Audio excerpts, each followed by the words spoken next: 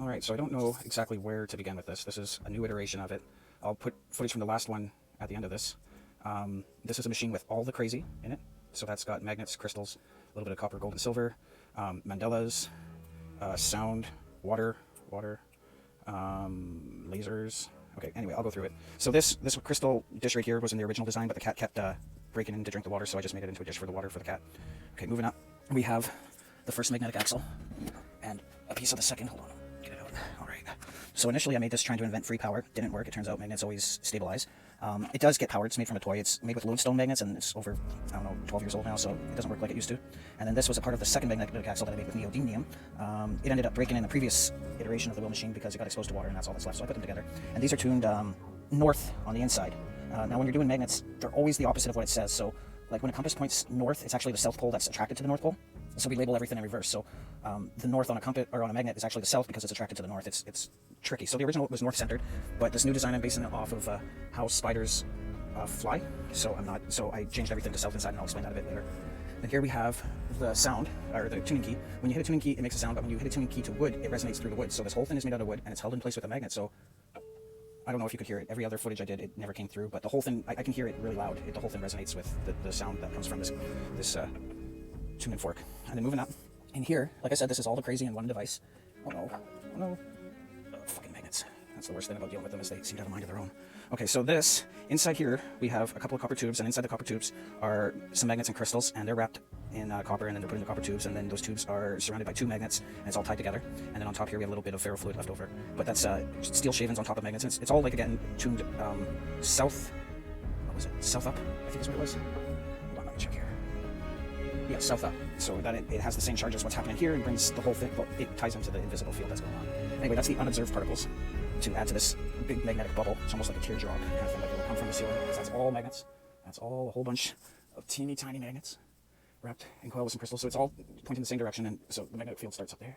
It comes down, it gets stretched and spun around here, and it goes into the mandalas, and then comes down to that unobserved particle part, and finally with the improperly tuned magnetic axle. Anyway, so we got to that part. This is where the lottery tickets go. You put them in here, and then you slide it under so that they get exposed. I tried it twice with lottery tickets in the past design. It didn't work. Did it once on this design. It didn't work. So it doesn't really matter. It's all about entertainment, and it's a meditation device, right? So it's not really about technically working as much as it is about being entertaining while you meditate. So when you meditate, you hit the tuning fork, right? Oh, crap. You hit the tuning fork, but you also are going to be blowing your breath onto the magnetic axle to spin. That's one way to generate power. If you have a nickel disc with a copper coil, and then you put some magnets on the bottom of this, the spinning is how we get power from everything, whether it be nuclear power, coal power, water power, manpower, it's all the same. But, okay, wait, where was I? Lottery tickets moving here. Okay, so this is a water dish, and that's because they say water holds thought, and so do the crystals, so I wanted to definitely include those into the device. And we got a bunch of crystals and hematite magnets, and there is some silver up in there. The hematite magnets, if you're trying to make clean water, you want to keep it in a silver dish, because silver's antibacterial. Crystals will add, what's it called? Not elements. I can't remember what it's called, but it's stuff you need. Minerals, that's what it is. They'll add minerals, and then the hematite magnets are the only magnets I know that are safe for, kind of consumption.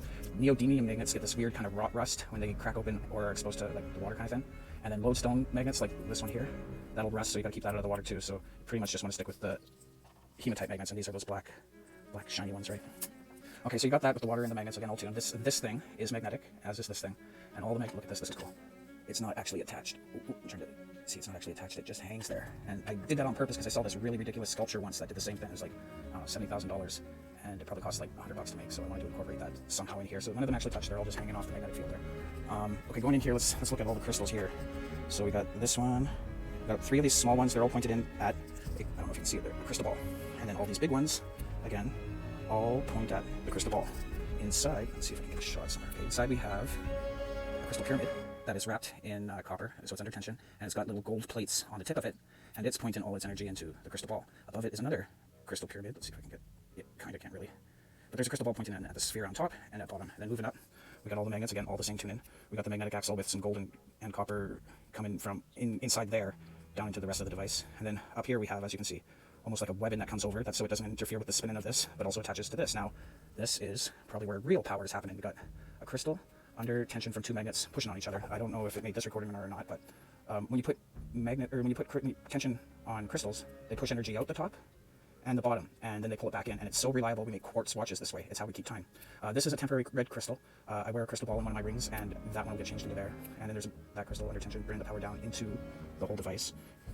And then moving up, you got the magnets creating one, oh, there's another crystal in the magnetic antenna, I guess you'd call it. And that goes all the way up to the ceiling where it's attached by a magnet to a screw. All right, so that's the whole device. I think I already got the footage with the laser, so I'm going to stop and quickly play. Okay, so this is it working. I use a kind of scatter lens on the laser so that it hits all the crystals at once rather than just one.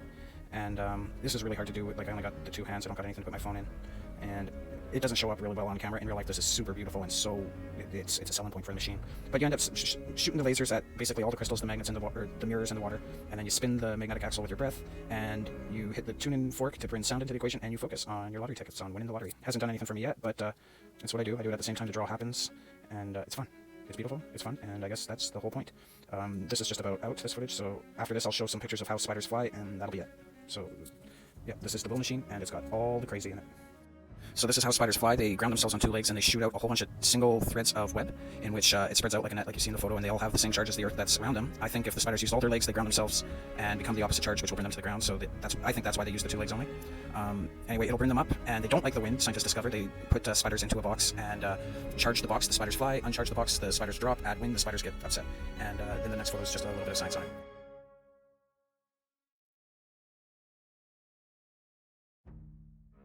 Oh yeah, footage from the previous iteration. So it's pretty similar. As you can see, it's, some of the alignment is the same.